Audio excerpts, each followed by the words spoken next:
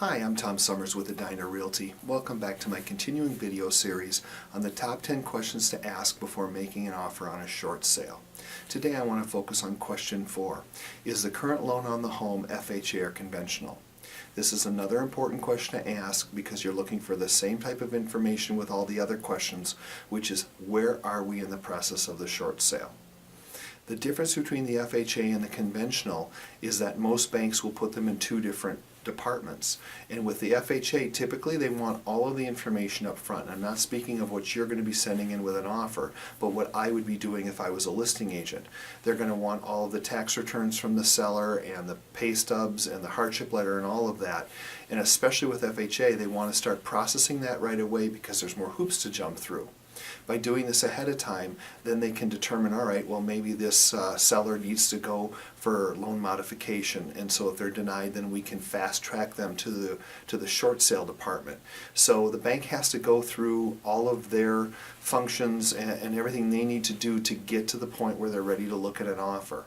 So the more stuff that can be done ahead of time on the part of the listing agent, the easier it is for the buyer agent and you, the buyer, to wait it out and get that house and work out a short sale.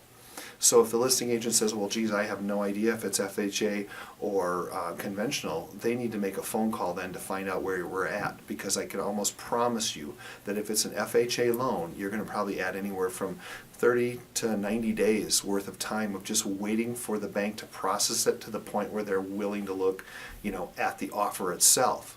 So you're looking again for another situation here where if it is an FHA loan, that all of that paperwork has been done up front because it cuts the time.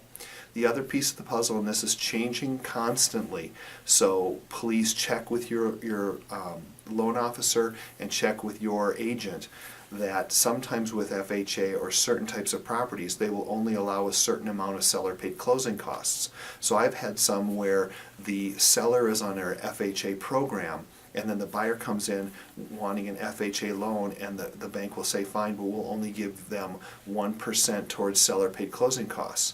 So you need to be aware of that. So instead of you getting 3.5%, 4.5%, whatever you're going to need, you're going to have to come up with that extra amount of money plus your down payment.